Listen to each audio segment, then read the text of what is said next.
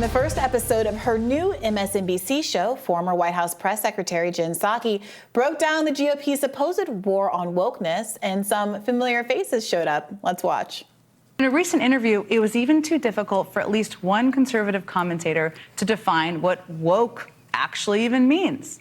Conservative author Bethany Mandel has written a book that covers this exact subject. But here's what happened when she was put on the spot. Would you mind defining woke? Because it's come up a couple times, and I just want to make sure we're on the same page. So, I mean, woke is sort of the idea that this is going to be one of those moments that goes viral. I mean, woke is something that's very hard to define, and we've spent an entire chapter defining it. It is sort of the understanding that we need to totally reimagine and redo society in order to create hierarchies of oppression. It's hard to explain in a 15-second soundbite. And here's what Psaki had to say about that interaction. It's hard to explain. Just 2 cents from someone who has worked a few years in communications. If you can't explain it and people don't understand it in 15 seconds, it may not be the winning message you think it is. I can't believe we're still discussing this. So we had this interview on Wednesday last week, and then I went away for a few days. I was not paying close attention to social media, but every time I would check in, I was actually astonished how viral this went. This is probably the most viral clip you and I have had in our tenure on the show for over a year now. For sure that's the case. It's wild. I mean, I do think that part of the reason is because there has been this ongoing debate about wokeness. Obviously, it has become a centerpiece of a lot of conservative kind of political campaigns. Ron DeSantis says he wants Florida to be known as the state where woke comes to die. And of course, last week also, wokeness was centered in the middle of the SVB bank collapse conversation, as several Republicans came forward and attributed the weaknesses of the bank, its lack of oversight, the fact that it didn't have a... I think it was centered in a very silly way. Even the guest we had on last week, who is a Republican, sure, but it was very common. Said that part of it was silly. Right, but he's running for the presidency, but he's not an elected Republican, many of whom came forward and said they believed, and business people came forward and said they believed that the real issue here was wokeness. Many folks argue that that was a deflection from the lack of regulation or the deregulation that was a more proximate cause to this event. So there was a reason why wokeness was already in the atmosphere, I should say. And I think that Bethany Mandel, stepped into a conversation that was already happening, and that moment kind of added fuel to the fire and gave people a talking point around which I definitely think rally. We can lump too many things together as wokeness, and the conservative critique of wokeness can be unhelpful or can be complaining about things that don't really fall under it. But I think most people are probably just using it because it's honestly a shorter word and an easier word to say for what we used to describe as political correctness, a kind of obsession in certain liberal activist or perhaps educator circles about specifically what word choice you use to describe things, over-policing of an obsession with language. I mean, there are tendencies of it. Is it an ideology? I mean, to the extent it was an ideology, I think you pointed out, it had a totally different meaning when actually used by the activists themselves. So if you want to object to the, and obviously if you're going to give an interview about it, you have to be, to Psaki's point, I guess, ready with a better definition. But as I said after Bethany got caught on that, we do know kind of what we're talking. We know examples, at least, of the kind of thing we're talking about. That's the problem, Robby. When you gave her the definition, I perfectly believe, by the way, that she could have come up with the definition on her own, and I was prepared to deal with the definition that she gave.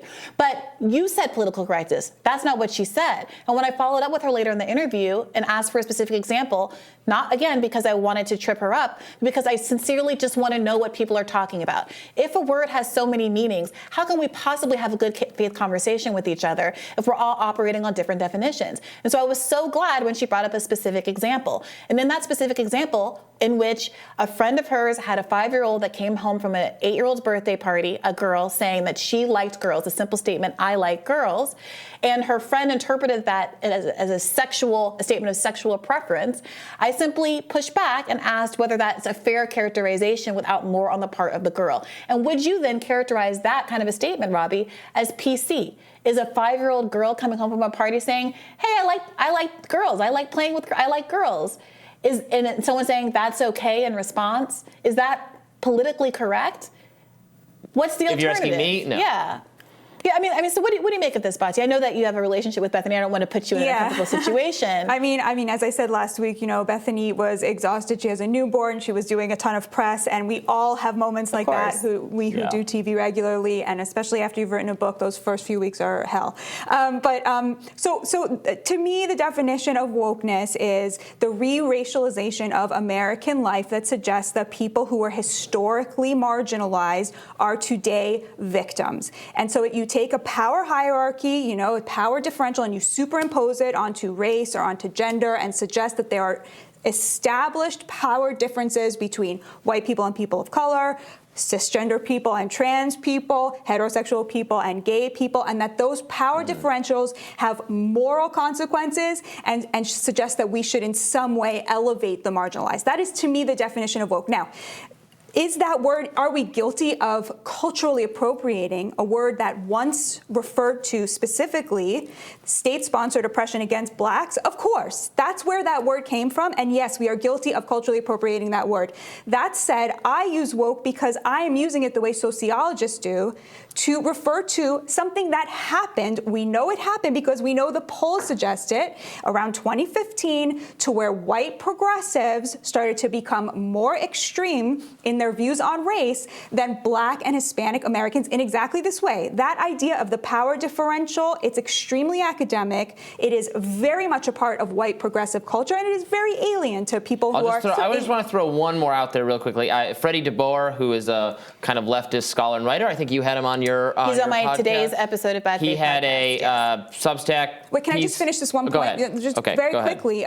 So I think the problem is that I know that you critique this worldview that I'm describing. Forget about the word. I think it misrepresents some things, so I'd love to dig into that definition, I think we would all agree on a lot of instances, and you brought this up last week, a lot of instances in which this thinking, this white progressive hierarchical thinking, racial thinking is at work, and we would dispute it. What I want is, I think that a lot of this, you don't know what woke is, you don't know what you're talking about, everybody's using it in this and that way, is a way for the left to avoid having to talk about this phenomenon. I am happy to call it whatever they want to call it, but we have to be able to talk about it. And instead of talking about it, they say this word, they attack the word. Fine, just tell me what word you want to use. I don't want to attack the word. I wanted to engage in the definition. And frankly, I wanted to engage with the definition that Bethany gave on the show, which is similar to what you said, which is that the wokeness is creating hierarchies of oppression. No.